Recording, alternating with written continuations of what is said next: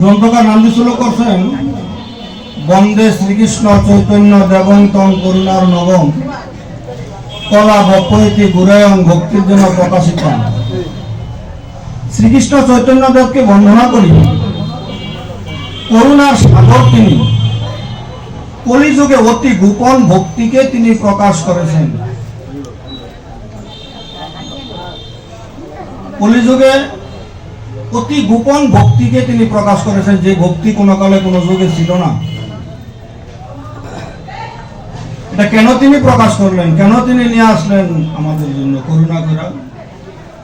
বলছে তিনি করুণার সাগর। সে করুণার এক বিন্দু যদি কোনো জীব পায় তাহলে পাগল হয়ে যাবে।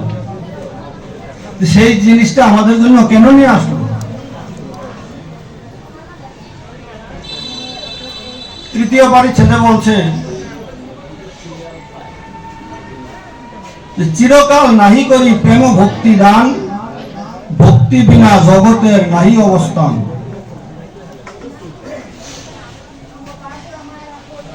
আমাদের যে আগের ভগবানগুলি আসছে, যুগে যুগে ভগবান আছে, ওগুলি সবাই হইতেছে অংশ অবতার।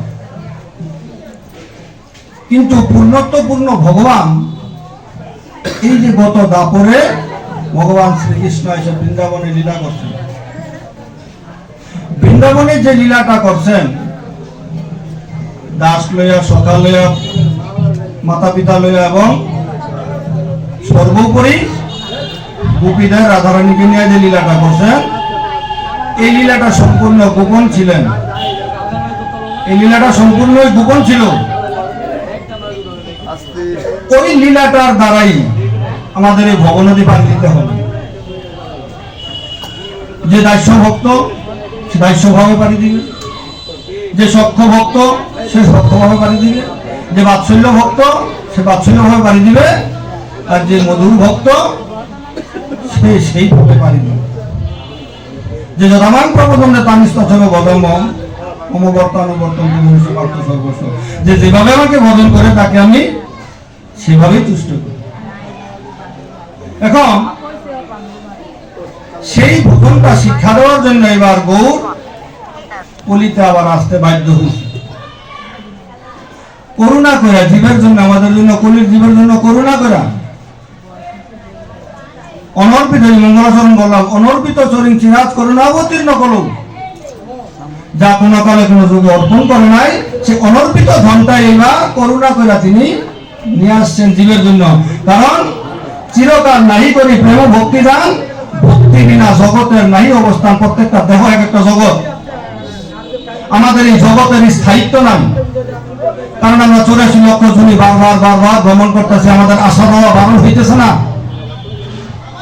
আমাদের এই আশা দেওয়াটা বারণ করতে হইলে ওই যে যে গোপন ভক্তিটা তিনি নিয়ে আসছেন, সেই গোপন ভক্তিটা এবার প্রয়োজন।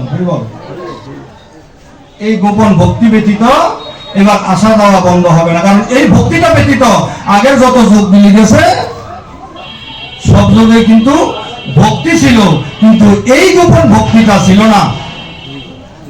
এবার সেই গোপন বস্তু তিনি এবার নিয়ে আসছেন যারে তারে বিলানোর জন্য।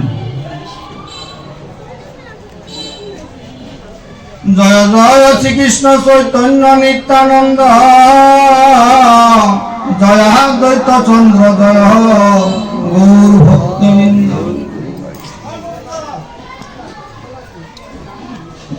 এই তো কহিল সম্বন্ধ তত্ত্বের বিচার, বেদে শাস্ত্রে উপদেশে কৃষ্ণই একসার। এই তো কহিল সম্বন্ধ তত্ত্বের বিচার। বিংশ একবিংশটা আজকে পাঁচবিংশ হলো দ্বাবিংশ পরিচ্ছেদ, 22তম পরিচ্ছেদ। এর আগে যে বিংশ আর একবিংশ পরিচ্ছেদ গেছে, ওই বিংশ আর একবিংশ পরিচ্ছেদের মধ্যে সম্বন্ধ তত্ত্বের কথা আলোচনা করছেন। বলতেছে এই তো কহিল সম্বন্ধ তত্ত্বের বিচার, সম্বন্ধ স্থির করছেন যে বেদে শাস্ত্রে এবং উপদেশে কৃষ্ণ একমাত্র সার। জগতে একমাত্র সার বস্তু কৃষ্ণ, কৃষ্ণ ব্যতীত কোনো সার নাই, সব হইল অসার। কৃষ্ণের সঙ্গে সম্বন্ধ ব্যতীত আর যা করতেছি সবই হইতেছে অসার।